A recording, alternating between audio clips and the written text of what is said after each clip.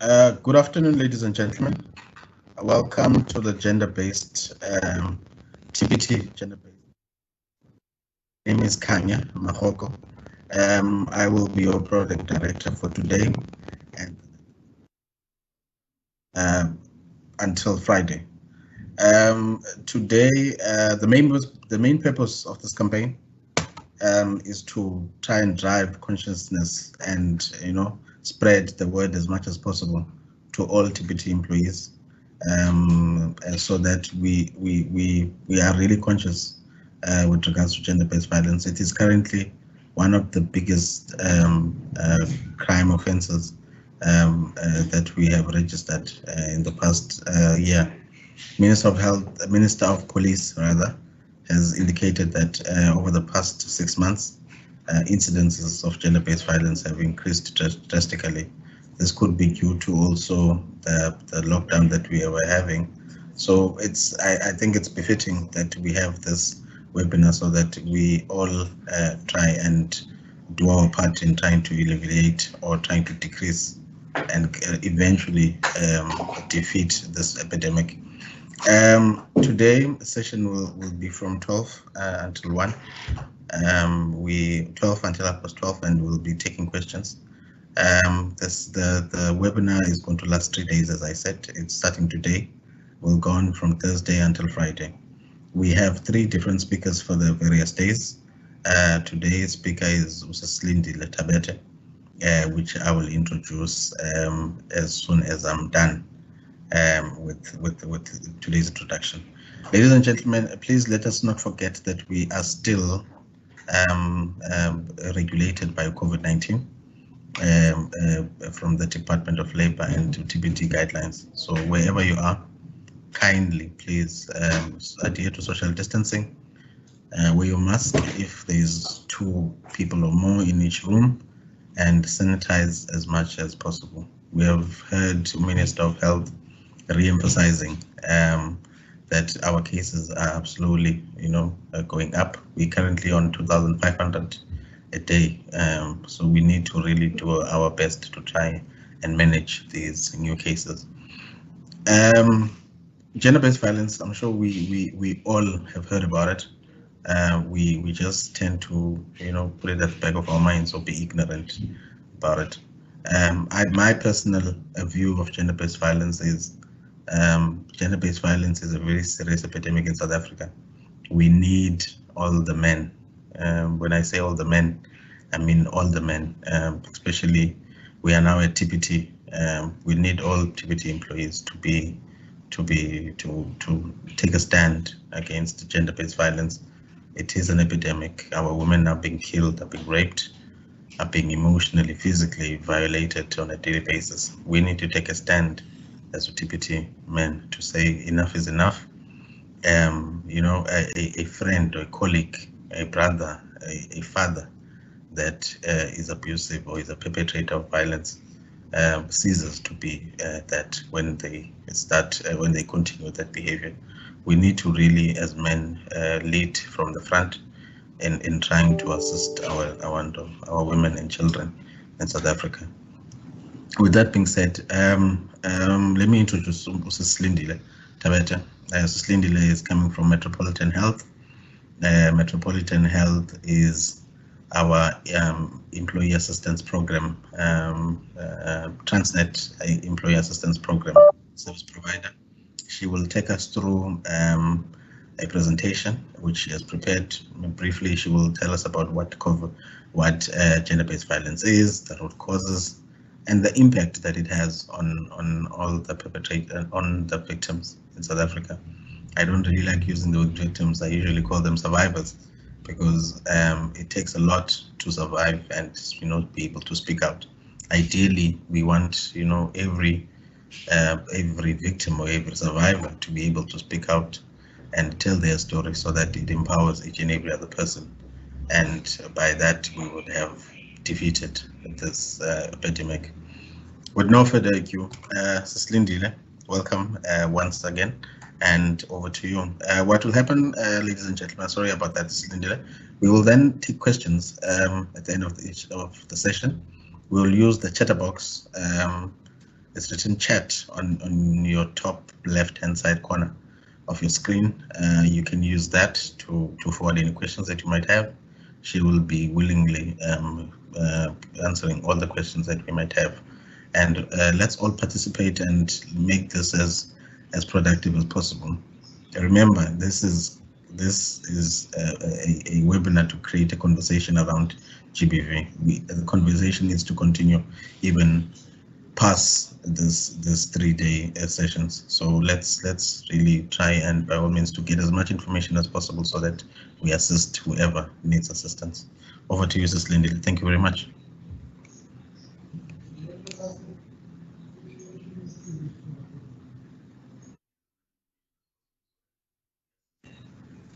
I think there's a delay. Ms. Lindy, hi.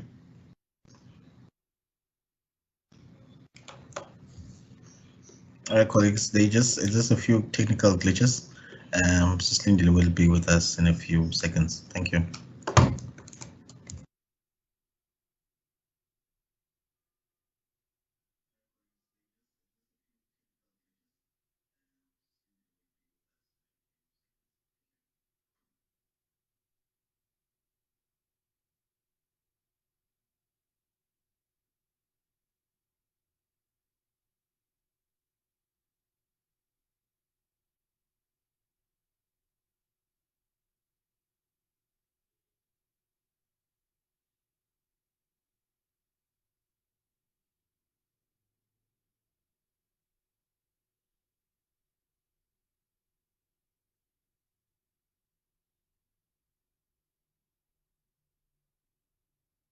Women who have been subjected to gender-based violence.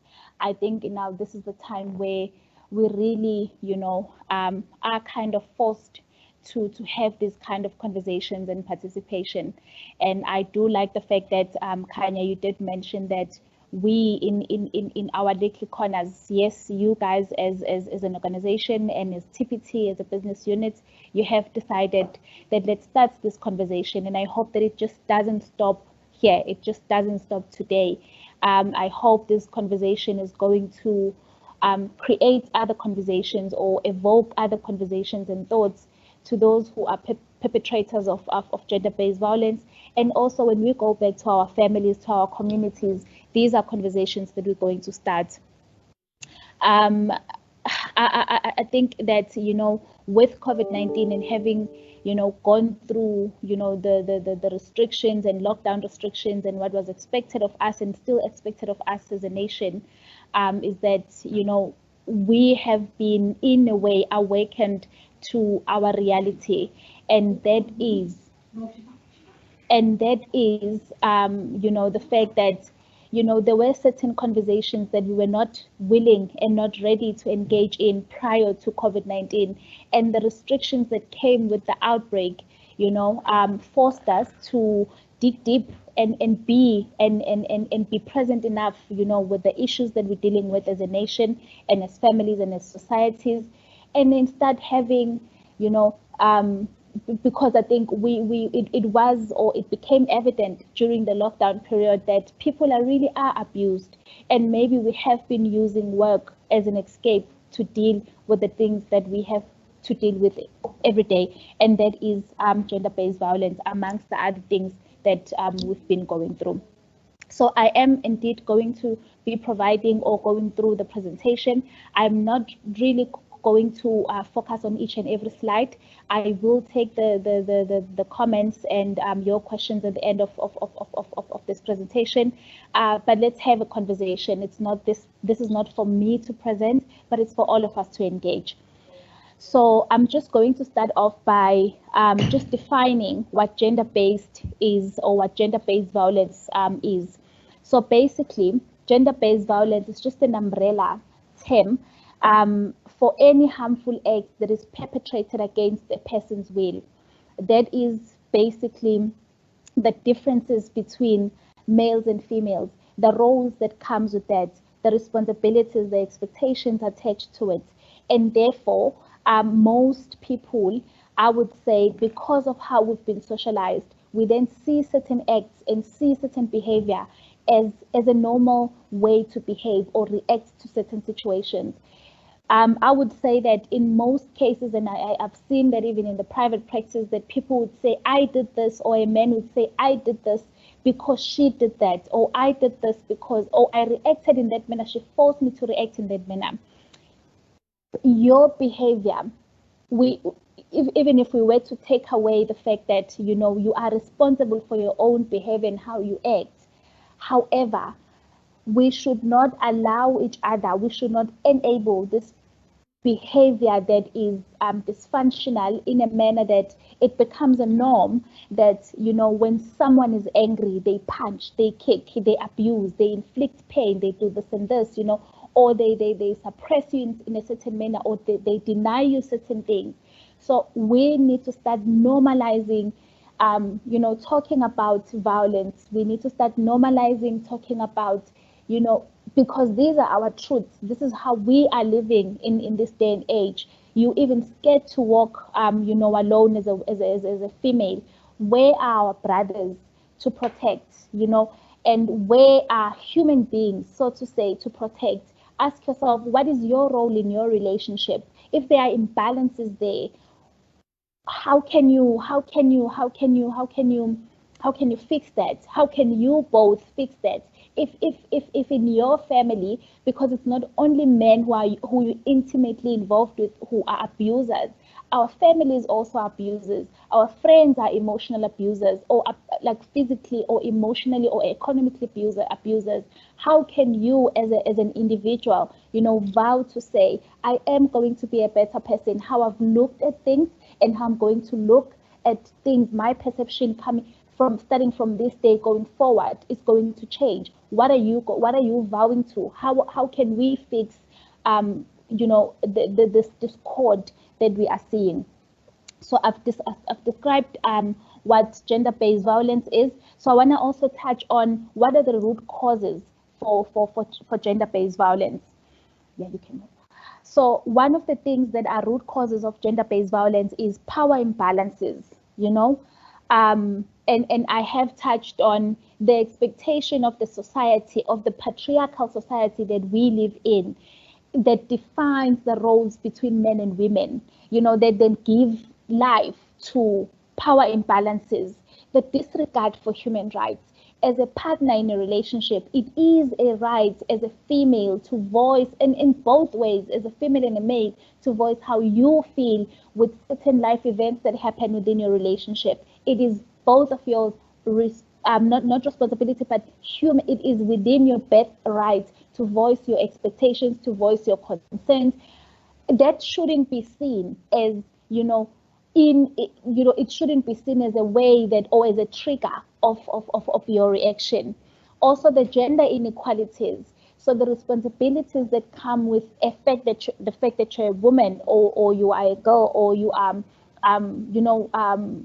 you female, that shouldn't, in a way, then define what role or what limitations does it come with being a female, and what limitation does it come with being a male. And hence we're saying there are root causes in this, and we need to start talking about them. When you are seeing some red flags, what is it that you need to do? So the contributing factors to power imbalances in your relationship, what are the contributing factors to power imbalances? What are the contributing factors to gender inequalities?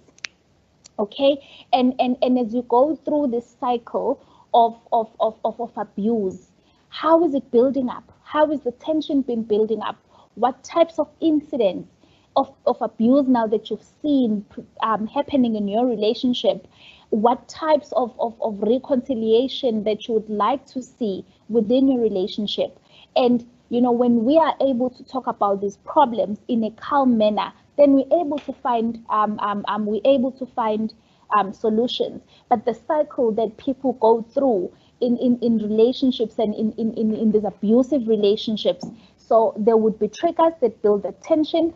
Then it leads to the incident or the type of the incident that happens, maybe whether a person smacks you, whether they do this and this, and then maybe they then say, no, you know what, because you did this, and therefore can you please forgive me?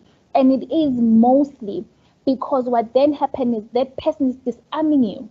So their apology without, talking about what led to, what is the root cause for this, that apology overclouds, and then you say, no, maybe I'm not a forgiving person if I don't forgive this person, or if I don't understand them from where they're coming from. So your self-esteem is then affected negatively as well. So we then create this codependency that, maybe I don't have to be vocal enough so that he doesn't beat me. So it's all of these things that we need to take into consideration. Okay, so we have spoken about the drivers of gender-based violence. We have or root causes of gender-based violence, and what are the types of violence? What are the types of gender-based violence that we see in our communities? So just to mention the few, that this doesn't mean that the number of or the forms or types that I'm going to mention now is, it's only those. No. There are so many ways or forms of violence. However, we're just mentioning the few that is mostly common within our society. Number one, I would say, is the traditional harmful practices, the belief system. We've been socialized in a certain way. If you've been socialized in a way that, your family, your community, your society undermines the role of a woman in the society, you are going to grow up seeing that it is okay for you to disregard a woman's opinion, a woman's rights. So we've seen that. We've lived in communities where men, they put in a certain pedestal, and therefore everything that they say, it goes.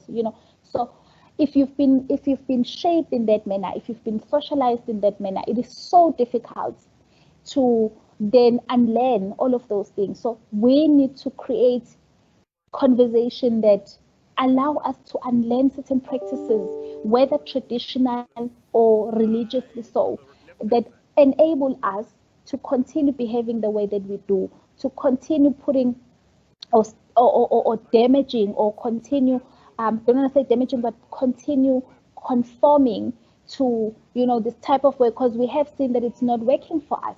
We are hurting people that we love, and yet, or we are hurting people and yet we say we love them. So how can you fix yourself as a man who's a perpetrator of violence? How can you individually say, without these things being mentioned to you, to say, but I have reacted in this manner, I don't want to be this person anymore, I don't want to react in this in this way. So what is it that I can do to help myself? And the families will support, your partners would support, but only if you can identify that there are underlying issues with regards to how you are reacting.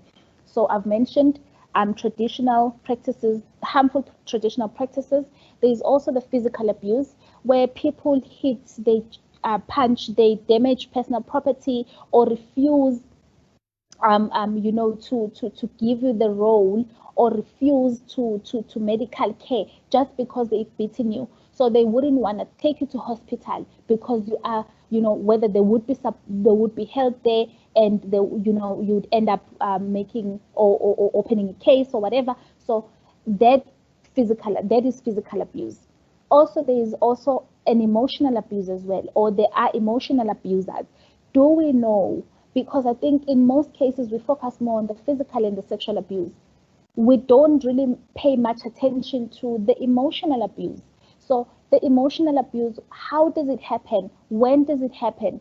And practical examples of how can you identify in a conversation that you're having with your partner that, this is alarming, So the name calling, the insults, the blaming your partner with everything, the jealousy, the intimidation, all of those things. And then there's also sexual abuse. Sexual abuse, I think, is how we understand it, is if I were to use the word, when a person has raped you. But there are other ways as well, like, for an example, hurting your partner during the sexual intercourse, or sabotaging birth control, or denying your partner the right to have sexual intercourse with protection. That is also sexual abuse. There's also what we call technological abuse, and probably maybe we have all been subjected to this, one way or the other, where you are requesting your partner's password with an intention to hurt, with an intention, to maybe start a conversation that that is going to lead to you punching them. There is also financial abuse, and the consequences of domestic and gender-based violence. It is self-esteem, it is perception, how you then perceive yourself as a person. So if you walked in a relationship and you were ambitious and you were you were goal orientated, but the moment you realize that it's been 2 years and I'm no longer doing and enjoying the things that I used to enjoy because of this relationship. So you've changed a perception, you've changed your perception about yourself, you've changed how you look at yourself and how you look at other people as well, your emotions as well, and your behavior changes as well. Okay.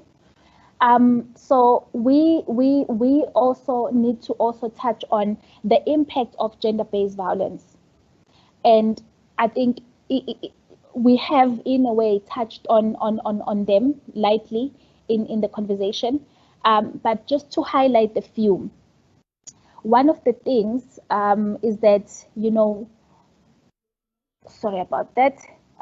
One of the things is that so the impact of gender-based violence is on a day-to-day living. Your self-esteem would be affected. You would be angry more. So there would be more. You what is the right word? So people would say that they need to tiptoe around you, but there's a term. You would be more irritable. That's the word I was looking for. You'd be more irritable. Psychologically and physically, you are experiencing trauma. There would be, of course, health-related problems, like maybe your infertility, unwanted pregnancies, because you feel you need to submit or conform to this person's needs, while you are not you're not okay or not responding the way that you should be responding, but you're scared to state because you're scared what's going to happen. So there would be delays in education. And when we say delays in education, I think education is like at large, whether it's you wanting to reach for your dreams, whether it's if you have children, kids would be affected at school because their concentration span or their functionality, day-to-day functionality, they can't grab things as they used to because they see this violence happening, this shouting, this beating happening each and every day, and therefore they then withdraw. So with withdrawal, there comes psychological kind of problems. Other people also go through suicidal ideation. Let me rather take my life because this person is going to kill me. Or let me rather take my life because this person is subjecting me to these things. And in most cases, we go through these emotional cycles because we are not saying anything to our families. We protect the very same people who are not protecting us, but we protect them. And I understand we're protecting them because we don't want the family to have a different perception of him or of the family. But you are slowly, inflicting negative pain to you, or inflicting anger, inflicting resentment. Yet, in the name of let me protect my husband, let me protect my boyfriend. So we need to start talking about these things. Okay, so how do we then understand and respond to a victim who's been subjected to violence? We know that it's not easy for people to leave their relationships. Whether and I did mention, going back to my conversation initially, I said it's not only intimate partners who are abusers. Our families can be abusers or abusive as well. So it's not easy to leave the social structures that we've created for us, regardless of whether they're toxic or not. But if you have enough support, you can be able to leave. If you have enough support, you can be able to prioritize yourself and choose yourself. Because when the abuse is happening, it's happening to you. It's done to you. Therefore, you have a right to choose you and walk away. Okay? All right? And how do you bounce back? I would say that number one, bouncing back requires you to have an honest conversation with yourself. Ask yourself, what is happening in my relationship? Can we be truthful about what is happening to our relationships? One way or the other, we have experienced one of the forms of abuse. Can you address it? Is the person that you need to address it with understanding and willing to understand where you're coming from, to understand your perception of what things are in this relationship? If you have stated over and over again, or you have mentioned that you're not happy because of the form of violence that you're being subjected to, what are you doing about that? If you've been punched, if you've been emotionally abused, if you've been financially denied, if you've been sexually abused, who have you said or who have you mentioned this to? Do you know the helplines or the toll-free lines that can, in a way, who can you reach out to, basically? Is your family aware of what you're going through? Are you not protecting this person? If the family is aware, what are you doing also to show the family that you are willing to move away from the person that is inflicting pain on you? It's not easy, that we understand. And life after, that relationship, or you moving away from that person who's abusing you, is not going to be easy. We cannot lie, but it's doable. It is doable because you've taken that first step to say, let me reach out, let me call the toll-free lines, let me call your employee wellness or employee assistance programs to say, this is the crisis that I have. Be equipped with every knowledge that is there, for you to be able to move away from this this kind of situation, or move you and your children away from this kind of situations. So there is a list of national crisis numbers that you can accept or reach out to, so that you can get some support, like your lifeline, your suicide helpline, your crime stop. And I know that people are not finding any joy, and that's the reality of our of South Africa, that people do go to police stations, but they're not finding any joy. However, make it your mission that you are ahead. If you are not getting any joy with reporting a case of violence, then escalate it. Escalate it to people who are going to listen. We have social media platforms these days that are very powerful, and we can also start using those platforms not to demean, not to reduce, not to underplay, but to get our voices heard. So basically what I'm saying is, reach out for support, do whatever that needs to be done to remove yourself and your kids from those kind of setting that are kind of upsetting you, or demeaning your integrity as a person. Okay. I don't know if we have any questions. My presentation is I'm done. I'm done. So I don't know if we have any questions. I'm more than willing to take them and respond. All right. Thank you very much. Thank you very much, Slindile, for the insightful presentation. You've touched on very critical issues, such as the definition on what gender-based violence is, because I think as a society we tend to turn a blind eye to violence, because we partly do not know what GBV is and what it entails and how toxic it can be. Thank you very much for the presentation. It was very insightful. We do have 5 questions from various attendees. I think the first one is as follows. Is there any place where I can be moved to when I can no longer stay with the abuser? Is there any place where I can be moved to when I can no longer stay with the abuser? Yes, definitely.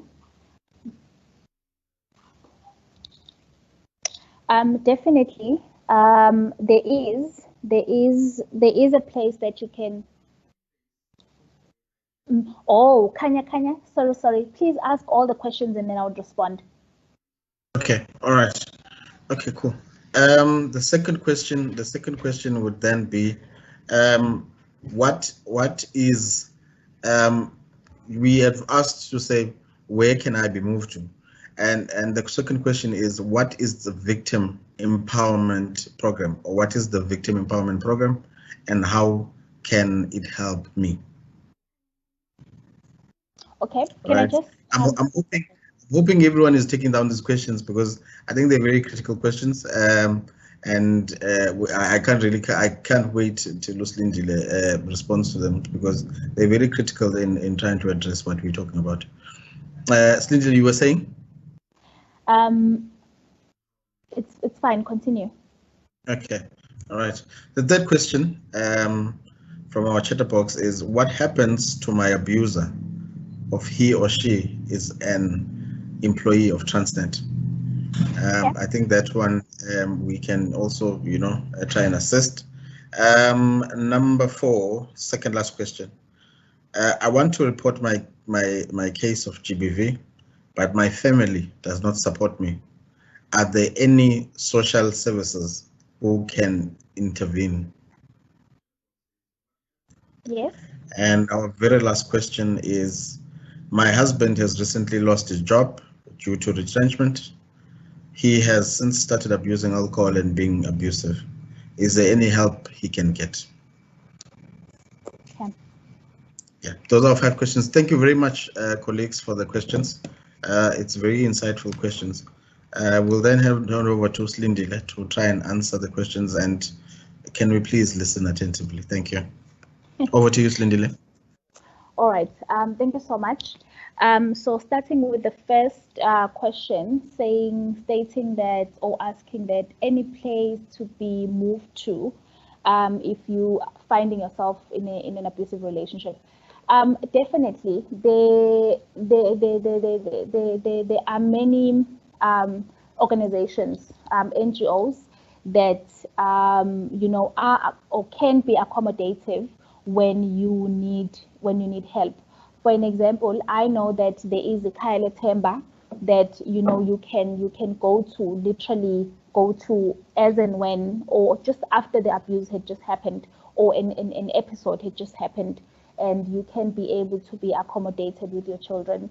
My suggestion also would be, before even tapping into your Ikale Tembas and any other shelters as well, would be just for interest sake, just finding out, don't you, the family, can you not first, maybe can we not start with our families? If you do have a family, if you have a supportive family, and family doesn't have to be blood, guys. Our family can be anyone that you're close to, and that relationship is reciprocal. And it could be friends, it could be people that you work with, depending on the relationship, like I said. So any person, because you also want to make sure that while you are trying to protect your children and protect yourself, you also are in a space where you feel protected and familiar with, so to say. So that also is an option. Also, shelters around the areas where we live in could also be, not could, they are taking people who are in need. And so any programs of victim empowerment programs available? Yes, they are. I think when we are overclouded by problems, I would use that term, or when we've been abused, obviously there's that sense of feeling abandoned, feeling neglected, feeling helpless, so to say. But when these are resources that we should, on a day-to-day basis, just find out in your area, what are the resources around your area. Maybe in offices, in our hallways and whatnot, we should have like a resource book, so to say this is a place where you need to go to, or employee wellness programs as well. They can provide that information to you, to say, if you are in Inanda, for an example, or if you are in Durban, what are resources around Durban that you can utilize if you are in need of support. Some social development departments, they do have, and NGOs that are in a way work with social development, they do have support groups that happen and that are run by professionals like social workers, clinical psychologists. Even some hospitals have that, private hospitals and public hospitals as well, programs of victim empowerment. So we need to be more actively be in search basically of the resources around us.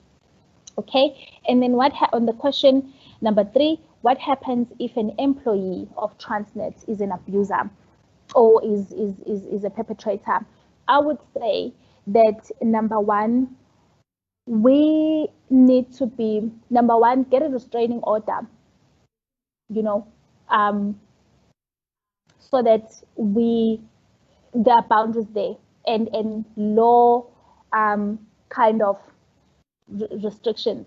So get a restraining order against that person, and then when you've gotten your restraining order, communicate to your HR or to your line manager to say, can they then activate the GBV policies, the company policies around gender-based violence or any violence, so to say, so that we or everyone or management is aware that I shouldn't be sitting next to Nivan because Nivan is my abuser. Sorry, I'm using you as an example, but and if there is a possibility for you to be moved and be accommodated in any other way around the working environment, so we can be able to activate that. Question number 4, reporting a case of GBV, social services and family is not supportive.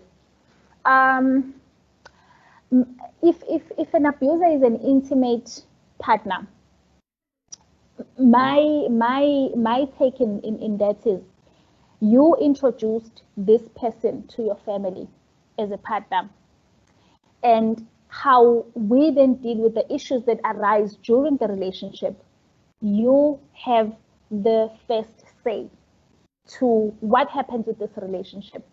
If the family is not supportive, and then it goes back to the traditional practices and religion practices or the bond that they've formed during the years knowing this person, that's a relationship on its own.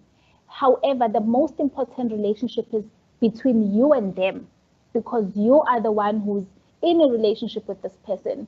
So it's not even a matter of convincing your family, but if we are open about the events that happen in our relationship, because at times we keep quiet for too long, and when we then finally drop the bomb to our families, they don't understand. They don't understand because how does a person, lay a hand on you, or how does a person pull out a gun for you if you have not reported anything, like smacking, like talking ill, like saying negative things?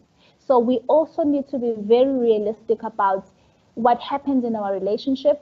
And it goes back to what I mentioned earlier, to say we need to start having these raw conversations, no matter how hard they are, but we need to start having them. Let's not blindside people. And yes, I know, in the name of protecting your family, in the name of your marriage or your relationship, I understand. However, do say something about it, be vocal about it, so that even when people are expected to support you, they would be able to support you because they do know what you've been going through. And another thing is, just to add on that, is abusers just don't start by smacking, you just don't wake up and smack someone. That's not how the mind and the psyche works. It starts by saying negative things. So if you are now punching, you've started by slapping. You've started by doing this and this. If your intention has always been, or you're finding yourself in a space where you're just being kicked left, right, and center, there were words that were used prior to this episode that were alarming, but maybe you overlooked them because you justified and said, he was angry, I made him angry, I came back late, I didn't communicate. You know what I mean? And in me stating that we, both males and females, have a responsibility to make sure that we create conducive environments for both of us to be able to share our honest feelings about what happens in a relationship. It's not one-sided. It's not, one-way sided. It has to be a joint discussion. It has to be a joint responsibility, or responsibility that you both have communicated and expectations that have been clarified to say, this is how I would want our relationship to work. And then coming to question number 5, my husband lost a job and now turned to alcohol. Anything to help? They'll probably maybe using alcohol as an escape to deal with the reality, the new reality. People have ways to cope, and we all react differently to traumatic situations that we find ourselves in, or distressing situations. So what I would suggest is that reach out to EAP for support. So let's first maybe just do like a psychosocial support and get to assess what led to that decision of abusing and misusing alcohol, and also the frequency. How often are they now dependent on alcohol, or are they just misusing alcohol? If they are dependent on alcohol, then it maybe then now that necessitates a need to tap into your rehabs and whatnot. There are organizations like SANCA. Some can do it privately if they have medical aid. Alrighty. Kanya? All right. Thank you very much, Bongiwe, for the answers. I think we probably all have heard what Mrs. Lindile has said. Answers. With regards to specifically to question 3, regarding the Transnet employee, I'd just like to add to say that Transnet has a zero tolerance to GBV. We have taken a stand as a Transnet to say we will not entertain any form of gender-based violence, be it sexual harassment, bullyism, and any form of GBV and violence towards women and children. We do have an EAP line where we can dial as an employee to seek immediate help, which is 0800 0408 0800 We will circulate these numbers, colleagues, so that we all have them.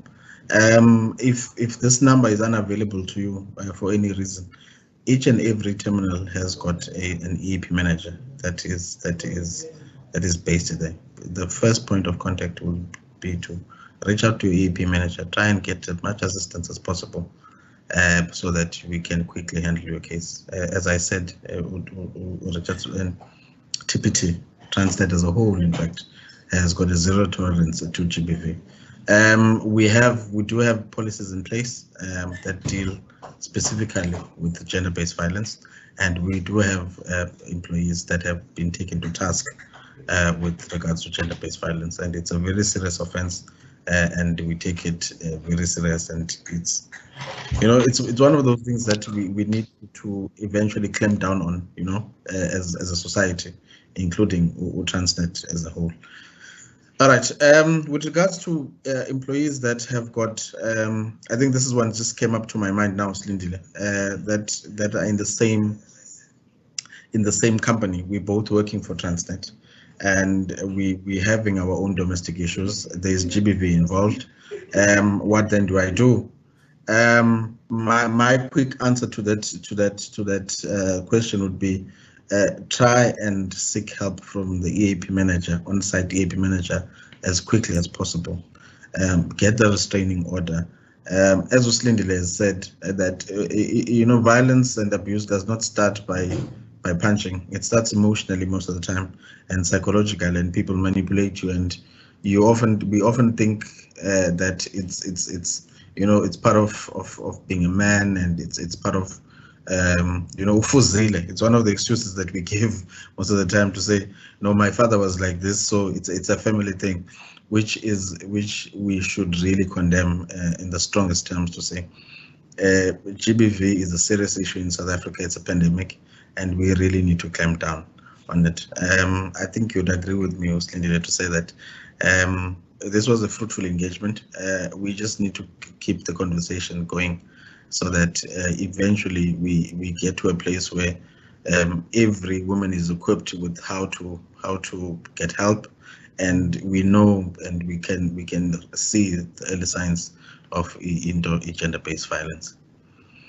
Okay, a quick wrap up. The numbers that we can dial in are on the screen. We will be circulating them at the end of the session.